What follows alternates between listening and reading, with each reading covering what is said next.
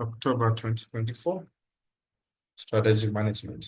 So, question number one is a compulsory question, and it reads 2023 was ending, and Joma Mungu, founder of JM Bakery Enterprises, was basking in the success of his meat business.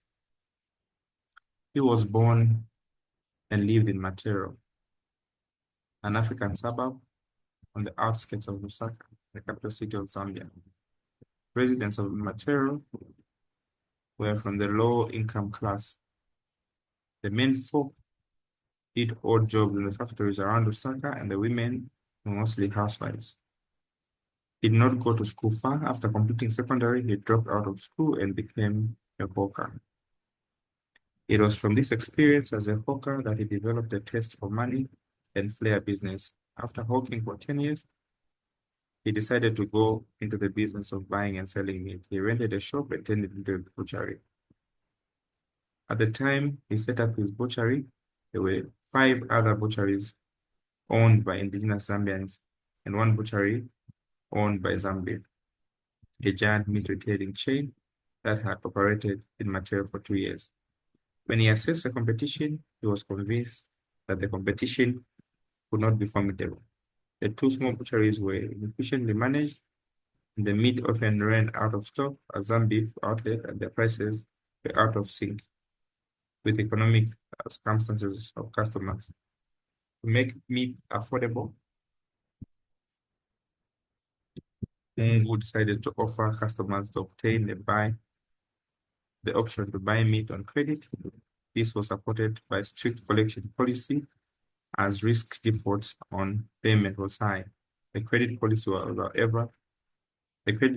however, gave JM Butchery Enterprise a competitive advantage over butcheries and boosted sales of the company. This favorable market situation for the company was further boosted by shifts of demographics that were characterized by an increase in population movements from rural to urban areas and an increase in population and general improvement in the living standards. The company responded to these developments by opening other butcheries in Matero. The success of the company caught eye of Uboa Limited, a South African company whose business was to look for investment opportunities for South African companies. To forestall competition from a possible entry into the meat market in Zambia, South African investor Mungu traveled to South Africa to meet De Beer and explore the possibility of entering an alliance with South African company that exports beef to Zambia. De Beer considered to overture the Mungu opportunity as South African beef market was going through a glut. On return to Zambia, Mungu was informed that Zambian government had announced an immediate ban on sale and movement of cattle between towns because of the outbreak of foot and mouth disease among the cattle in some parts of the country. Mungu realized that such a government would result in a decline in business and agonized about what he could do to sustain his business. So, questions: what is a strategy and what is its significance to a firm? What are the benefits to a firm of a conscious considered strategy? Discuss key events that occurred during the company's development and what were the respective strategic responses to the events. So we've heard clearly what is happening in the background of this company. So let's actualize and explain this in depth based on the case study that we have here.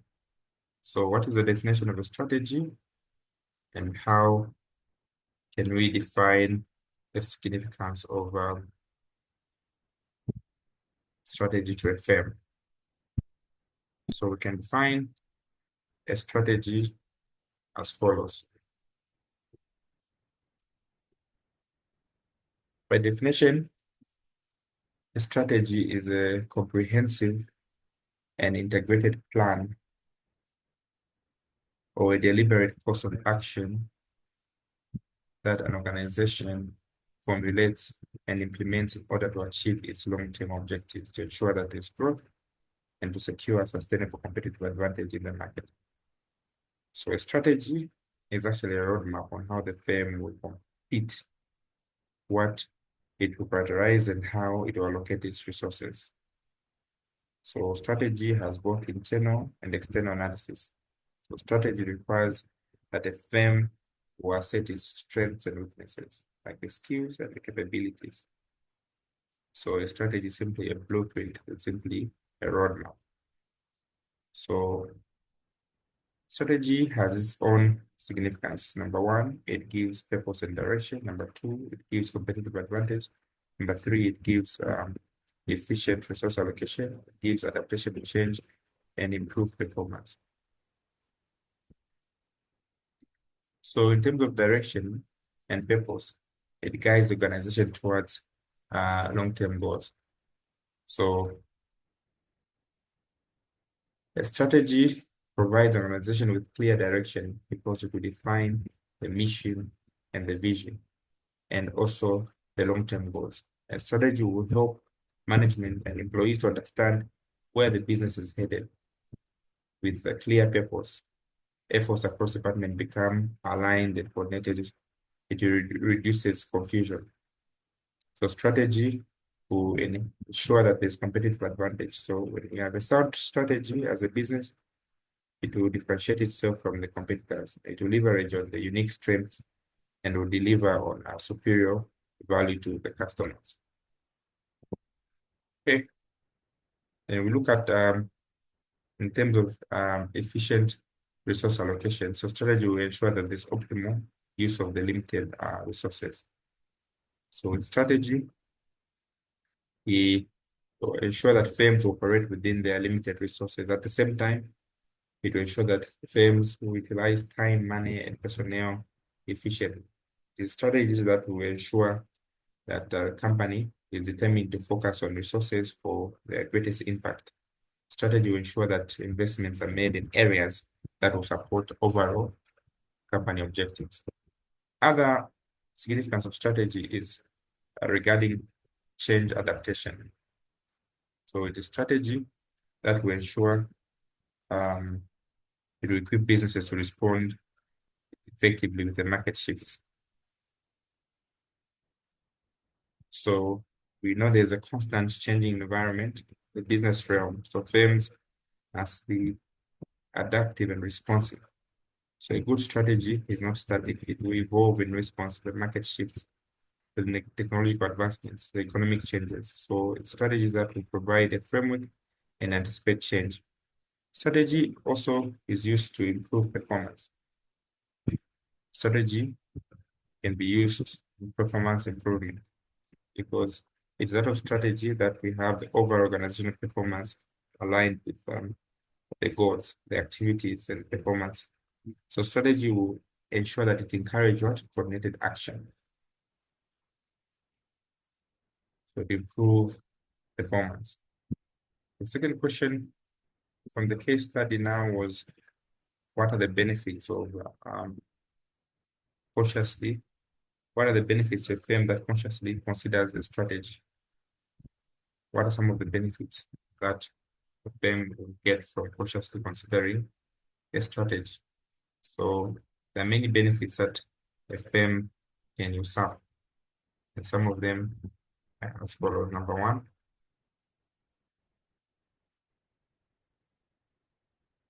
benefits that a firm can get from consciously considering.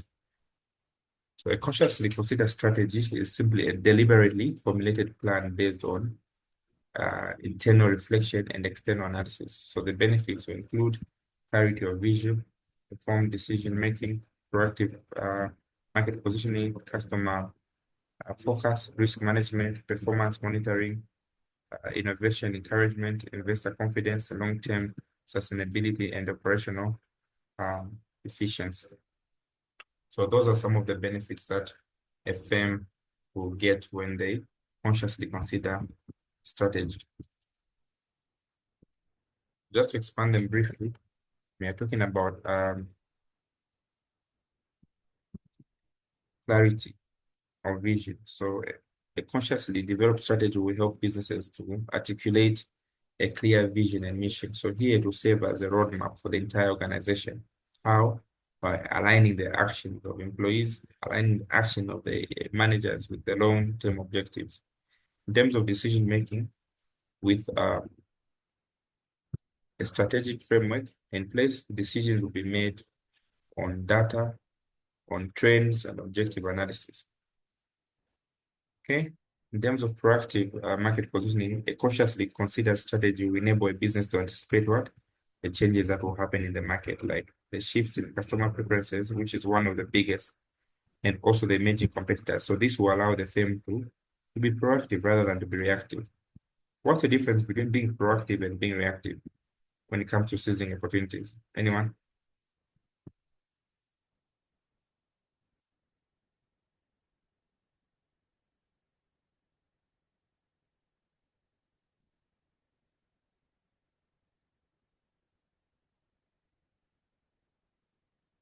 What is the difference between proactive and reactive?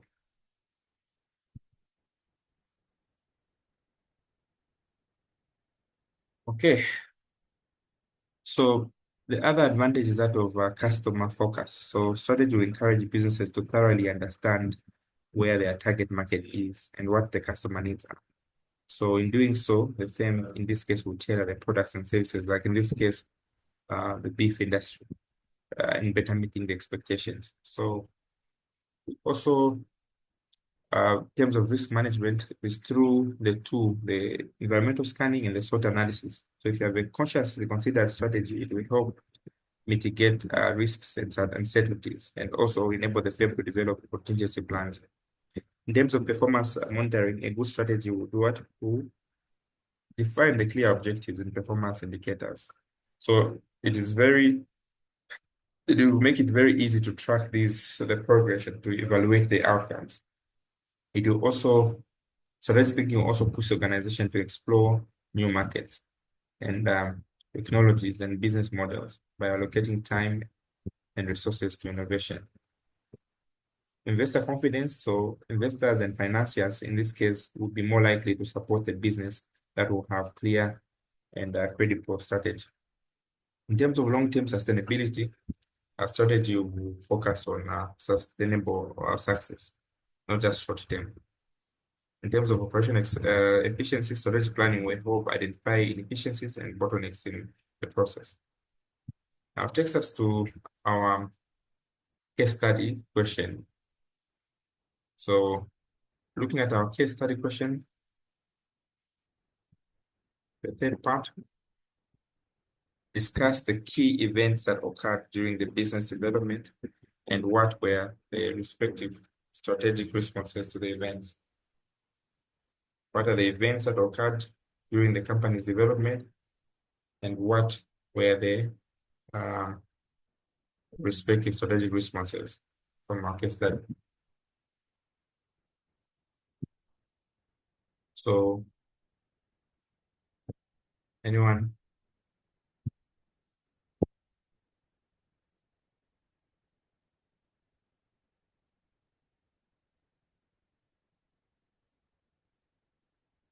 So here, um,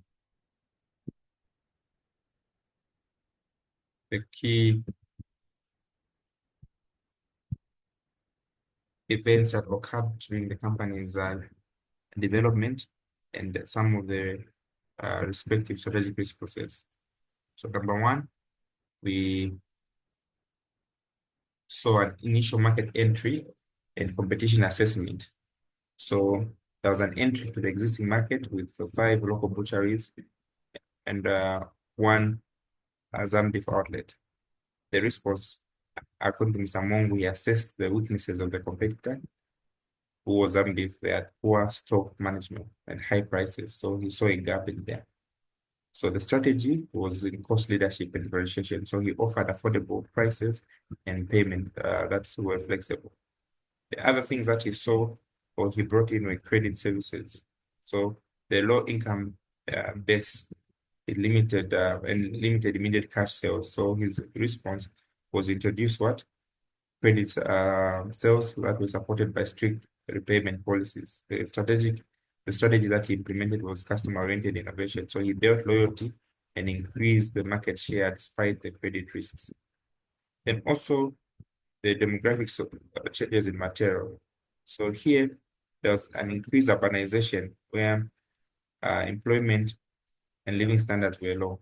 So the strategic response that Mr. Mungu had was he capitalized on raising demand by expanding operations, and the strategy that he put there, he opened second outlet in material to capture a larger market. The other activities that we may have taken note of were the interest from the South African company and also the activity of government what getting to ban the meat selling. So the Boer who showed interest in the local partnership due to the surplus beef that was there in South Africa, the strategic response that Mungu had was to travel to explore strategic alliances. Then the strategy that he implemented was engaging in strategic alliance formation, which would have brought in the partnership to a stable Zambic supply and preempt foreign competition. Now, the last one, which was bad, there was a ban in beef supply due to foot and mouth disease. So the response that he had was he faced the threat. Mungu likely considered external sourcing options that could have come arising from the alliance.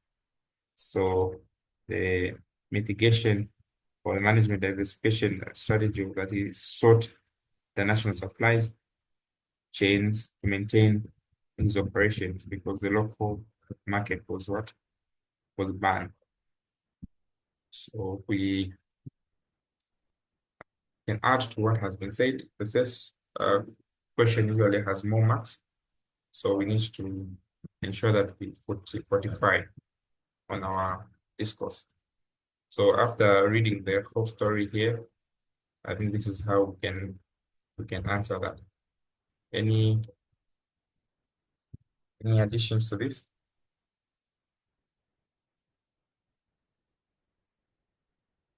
Okay, so let's look at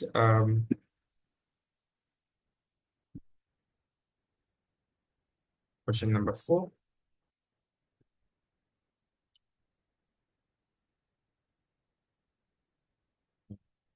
Question number 4.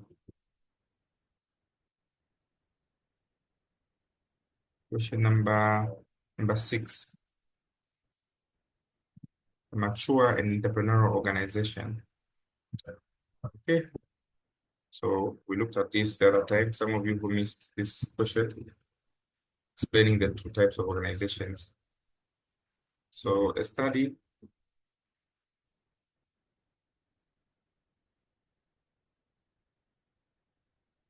of strategic management is presented in this course, modeled by two types of organizations, the mature and entrepreneurial.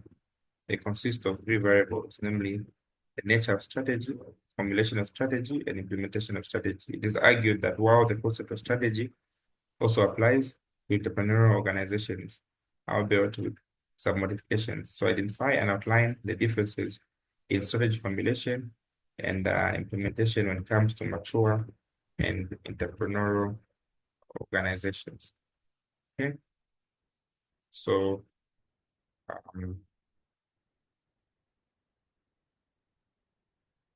we can basically outline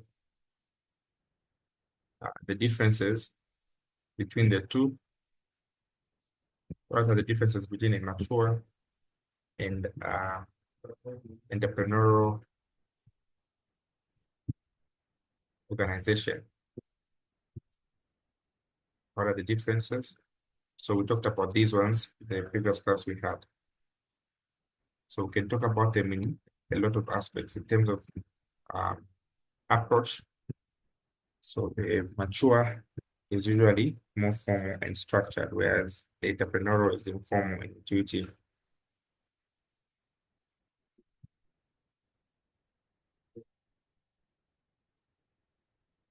What other differences do you to look at?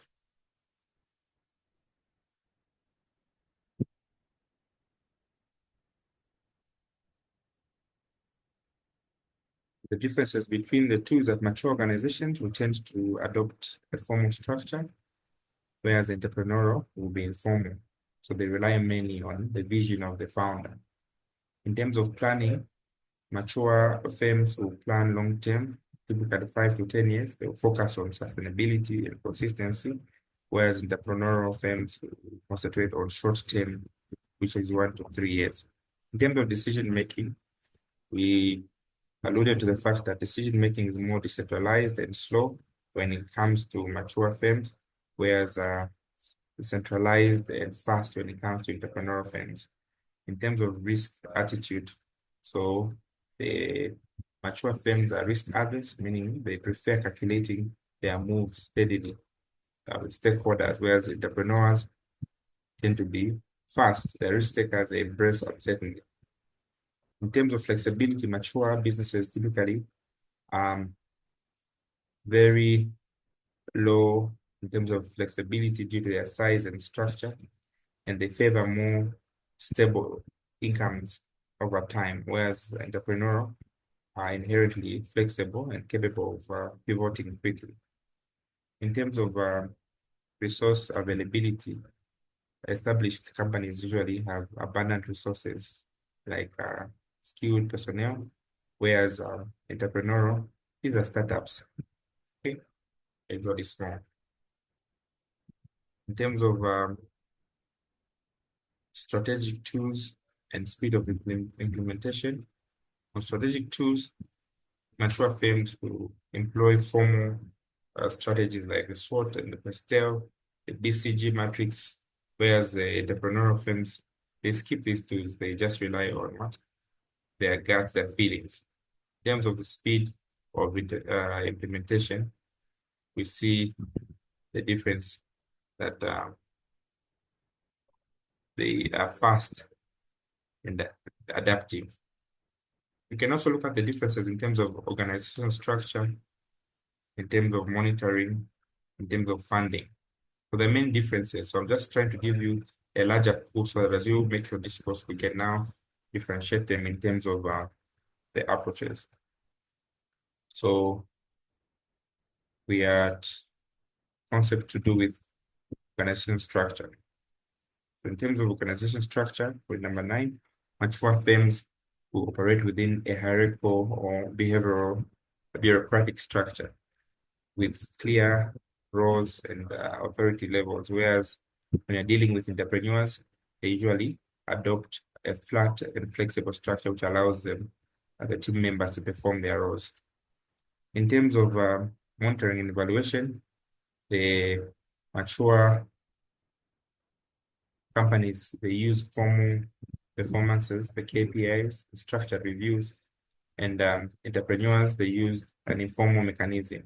In terms of motivation and innovation, the mature firms will focus on incremental innovation, where they improve the existing processes or products. The entrepreneurs here are more radical. Okay, so we have a lot of differences that we can have. Now, this takes us to our question again. To answer our question, we need to now categorize these ones into the two. Any questions so far? Any questions so far?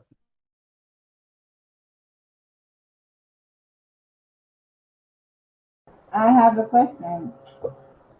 So basically, when they say a mature and entrepreneurial organization, so mature is more like an already established organization, right? And an entrepreneur is just like a business that is starting. You're faint? I'm saying like if I was to be told to define what a mature organization is and what an entrepreneur organization is. So a mature organization is an already established Yes, organization, these are right? big organizations like Gambia Sugar with formal structures like Zanaco. Then Uh-huh. entrepreneurs are small businesses, are startups. So the nature of the Okay. decision making differs on those levels. Okay. So would I be right to say if I look at the strategy formulation process and the strategy implementation? Now that's what we want to look Uh, at. So oh, okay. I started first looking at the general characteristics. Now I want to look at them in terms of the approaches. Is that okay? So now I want to differentiate them using what? The approaches. Okay, for mature and also um, the okay. So there are aspects that have to do with strategy, formulation, and there are aspects to do with um, so let's look at the differences in terms of strategy formulation. So just the aspects from the list that I talked about. So in terms of um, strategy formulation, we have the following. So when you're talking about the approach, when it comes to mature organizations, their approach um, is more formal and structured. They usually adhere to policies and procedures. So these organizations are big and well defined. Whereas the approach for entrepreneurial organizations, they are informal and flexible and adaptive. So these are often more reactive to changes. In terms of time, it's part of approach. They have the mature organizations tend to have long-term strategic outlook, which is about 5 to 10 years, and they focus on maintaining stability, predictability, and stability over time. Whereas entrepreneurial operate mainly short to medium term. The time horizon is between 1 to 3 years, and they focus more on survival and growth. In terms of um, basis for strategy, mature organizations, they are driven by extensive data like market research, past performance, market trends, and they use analytical tools like the SWOT and the STEL.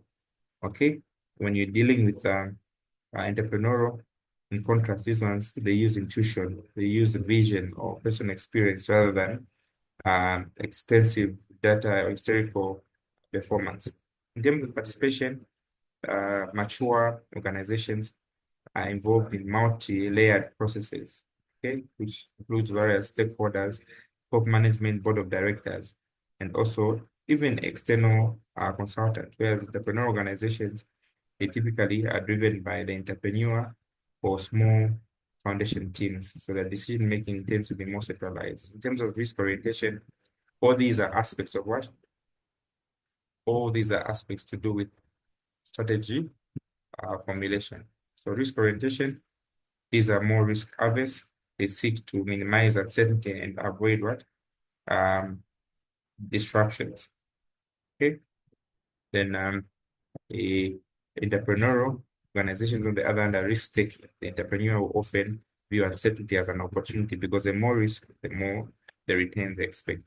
In terms of resources, mature organizations have access to substantial resources, including financial capital and skilled human resources, whereas the entrepreneurial are typically limited with resources and face financial constraints. So they rely mainly on creativity, networking, and what is called bootstrapping to navigate their challenges.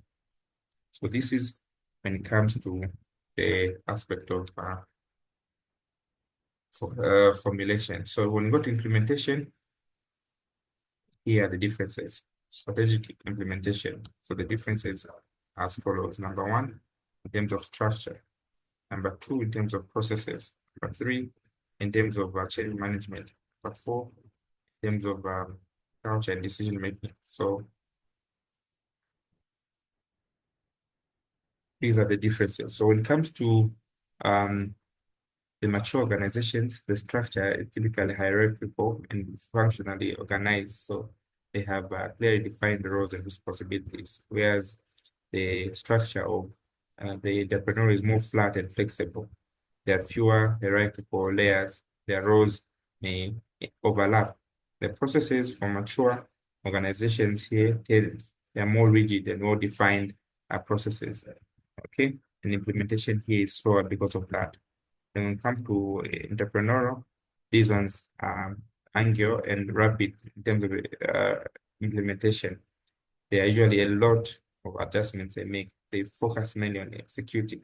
In terms of monitoring and control, The mature organizations are formal and based on the KPIs. They have regular reviews, whereas the entrepreneurial, they are in control. They're often informal and short-term outcomes. So the revenue is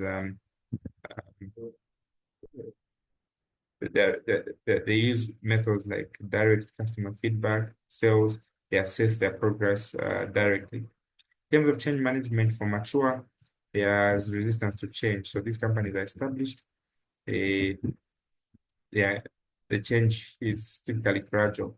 They are managed through formal channels, whereas entrepreneurial, they embrace change rapidly and quickly. They respond to feedback, market shifts. In terms of culture, the entrepreneurial organizations are often bureaucratic, mature, they're bureaucratic and risk averse. Okay, the entrepreneurial is organizations that foster entrepreneurial culture that is risk tolerant. In terms of decision making, any questions so far? Are you able to see the differences in the two approaches? Yes.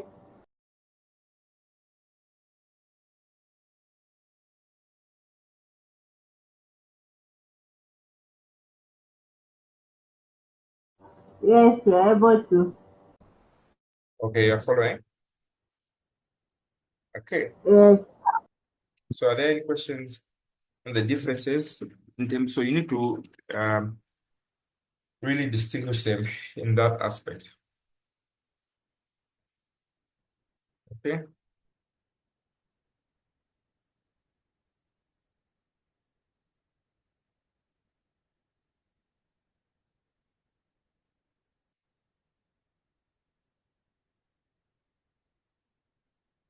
Okay, so let's go to leadership. So what types of different leadership styles are there and how do they affect organizational performance? The leadership styles that we have in strategic management and how do they affect organizational performance? So when it comes to leadership styles, there are different approaches of leading a team organization. These ones are shaped by the leader's personality, their behaviors, the decision-making approach. So the different types of leadership styles, these ones will significantly affect organization culture. They also affect employee engagement. Okay.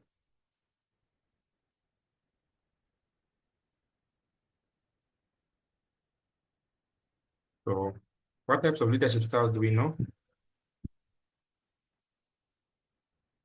What types of leadership styles do we know?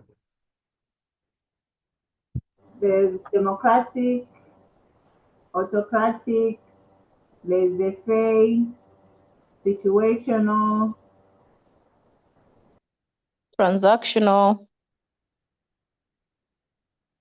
Okay, and how do they influence organization culture? So we have a number of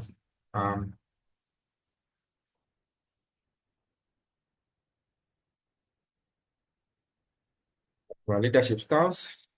We need to also understand how they affect organization performance and culture. So autocratic, here the leader makes decisions alone without what? Without asking for input from employees. It has a positive and negative impact. What positive impact do we have?